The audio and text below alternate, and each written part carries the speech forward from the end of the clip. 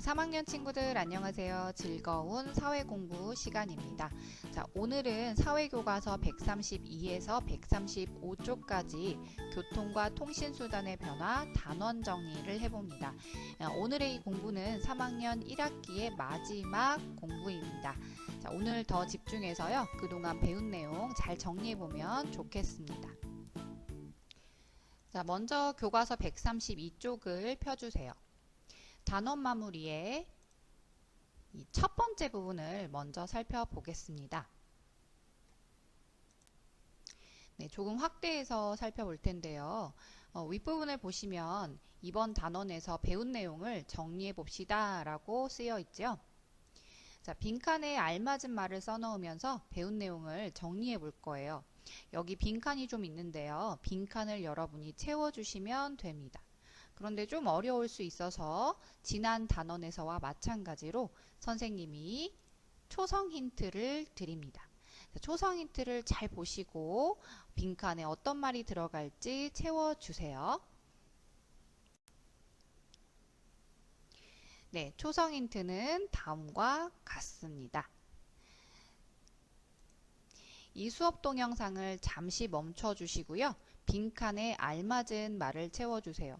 또 아래쪽에 보시면 해당되는 내용에 올바른 것에 동그라미 표를 하는 것도 있으니까요.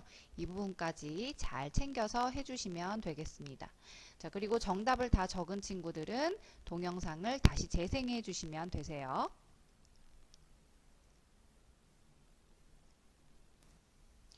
네, 이제 정답을 확인해 보겠습니다. 여러분 준비 잘 되셨죠?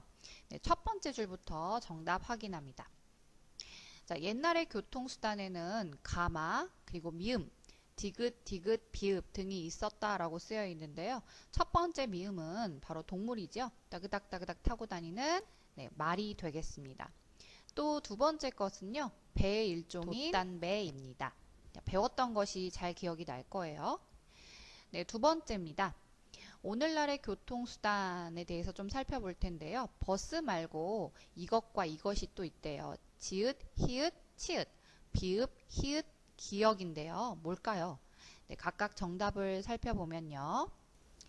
지하철, 또 비행기라고 채우면 되겠네요. 네, 세 번째는 빈칸이 없으므로 그냥 읽어보겠습니다. 자, 교통수단이 발달하면서 사람들의 생활 모습도 당연히 변했겠죠. 비행기가 있을 때와 없을 때의 생활 모습, 지하철이 있기 전과 후의 생활 모습은 당연히 다를 수밖에 없습니다. 그 다음을 볼게요. 고장의 히읗 기역에 따라 교통수단을 이용하는 모습이 다르대요. 예를 들어서 산간지역에서는 모노레일과 지프 택시 등을 이용한다고 하는데요. 산이 아닌 곳에서는 이런 것 사용하지 않겠죠. 바로 산이냐 아니냐, 바다가 있냐 없냐 이런 것들은 고장의 환경이라고 말할 수 있겠죠. 네, 고장의 환경에 따라서 교통수단을 이용하는 모습 다르다. 우리 배웠던 내용이고요. 또 그 아래도 보겠습니다. 교통수단의 발달로 사람들은 더 빠르고 편리하게 이동할 수 있습니다. 네, 우리 예전에는 빠르고 편리하게 이동할 수 없었는데 지하철, 비행기 등 최근에 만들어진 교통수단에 따라서 빠르고 편리하게 이동할 수 있게 됐던 것 잘 기억이 나실 거예요. 자, 그러면 그 아래 이번에는 통신수단의 발달과 생활모습의 변화에 대해서 좀 정리해 봅니다. 자, 옛날의 통신수단, 북, 신호연, 또 무엇이 있었을까요? 네, 정답을 확인해 볼게요. 정답은 새, 그리고 봉수 등이 있다라고 배웠죠. 특히 봉수에 대해서 좀 자세히 공부했었는데요. 기억을 도와드리기 위해서 봉수의 모습 보여드립니다. 자, 봉수는 5개의 기둥이 있는데 여기 중에서 불이 몇 개 켜졌는지에 따라서 그 뜻이 달랐었다라고 배웠죠. 기억이 나실 겁니다. 네, 다음을 살펴보겠습니다. 오늘날의 통신수단 특징에 해당하는 내용에 동그라미 표를 해보겠습니다. 오늘날입니다. 자, 먼저 첫 번째, 전달하는 속도가 느리다. 네, 이건 옛날이죠.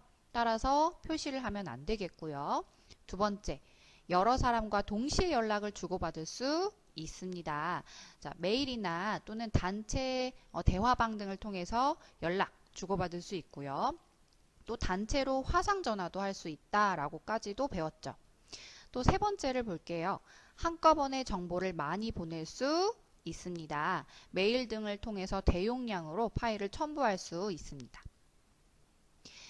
통신수단의 발달로 사람들의 생활 모습은 당연히 달라졌습니다. 네, 마지막 부분도 보겠습니다. 사람들이 생활하는 이것이나 이것에 따라서 통신수단의 이용 모습이 다르다라고 했는데요. 뭘까요? 네, 첫 번째는 장소겠고요. 두 번째는 하는 일입니다. 자, 이렇게 빈칸을 채워봤습니다. 네, 이번에는 교과서 132쪽의 하단을 보겠습니다. 네, 공부하면서 새롭게 알게 된 사실이나 더 배우고 싶은 내용에 대해서 써보는 그런 칸인데요. 여러분이 자유롭게 쓰시면 됩니다. 정해진 정답이 있는 게 아니라 자기의 생각을 쓰는 부분이에요. 선생님은 이와 같이 썼습니다. 예시이니까 참고만 해주세요. 자, 오늘날에는 과학기술의 발달로 교통과 통신수단을 이용하는 모습이 많이 변했다는 것을 알게 되었다라고 알게 된 점을 먼저 썼습니다. 특히 선생님이 인상 깊었던 부분은 옛날의 통신수단인 봉수에 대한 부분을 배울 때였어요. 그래서 봉수에 대해 자세히 알게 됐다라고 썼습니다. 또 더 알고 싶은 것도 써야겠죠? 미래에 사용하게 될 통신수단과 또 교통수단에는 어떤 것들이 있을지 알고 싶다라고까지도 써봤습니다.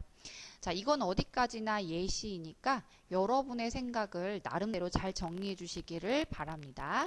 이 영상을 잠시 멈추시고 시간을 천천히 가지면서 작성해 주세요. 꼭 해주세요. 네, 이번에는 교과서 133쪽입니다. 자, 오늘날의 교통수단과 통신수단의 문제점을 살펴보고 이 문제를 해결할 방안을 찾아서 그걸 표현해보는 그런 시간을 가질 텐데요. 먼저 133쪽에 있는 것은 교통수단의 문제점을 나타낸 만화입니다. 자, 만화를 좀 살펴보면 자동차가 이야기를 합니다. 친구를 만나러 가야지 출발합니다. 그런데 두 번째 칸을 보니까 길이 너무 막히네. 이러다 늦겠어 라고 말합니다. 자, 오늘날의 교통수단 문제점 첫 번째가 드러났죠? 바로 문제 1은 교통체증이에요. 차가 너무 많이 막히면 약속을 잘 지키지 못할 수 있죠? 이게 큰 문제점입니다. 네, 다음을 보면 연료가 없잖아. 연료를 넣어야지 하고 주유소로 갔어요. 화석 연료를 이용해서 주로 우리 자동차들이 작동을 하죠. 자, 연료를 다 넣었으니까 다시 출발해 볼까 했어요. 그런데 나무 할아버지를 만났는데 나무 할아버지가 기침하고 난리가 났어요. 콜록콜록하고 아유 난리예요. 어디 편찮으신가? 나무 할아버지 괜찮으세요? 하고 자동차가 물어보니까요. 할아버지가 말씀하시길 자동차 매연 때문에 숨을 쉴 수가 없네 합니다. 자, 여기서 문제점 두 번째를 발견할 수 있죠. 자, 문제점 2는 바로 자동차 매연으로 인한 환경오염입니다. 네, 자동차에서는 기름을 다 태우고 나서요. 까만 연기가 나오죠. 그걸 매연이라고 하는데 그것이 우리의 공기를 매우 심각하게 오염시키고 있어요. 네, 그 아래를 보시면 박사님, 나무 할아버지께서 우리 자동차 매연 때문에 편찮으시대요. 흐흐흐 얘기했더니 박사님이 큰일이다. 빨리 해결 방안을 찾아야겠구나 라고 말씀하셨어요. 그리고는 여러분께 마지막처럼 해결 방안을 찾아보세요 하고 문제를 드리고 있습니다. 해결 방안을 여러분께 물어보고 있는 거죠. 다음으로 이번엔 134쪽을 펴주세요. 이번엔 통신수단의 문제점을 좀 살펴보려고 합니다. 그림으로 나와 있는데 하나씩 크게 보겠습니다. 오늘날 통신수단의 문제점 첫 번째는 바로 소음공해입니다. 누구나 휴대폰을 들고 다니면서 언제든 어디서든 통화를 할 수 있게 됐어요.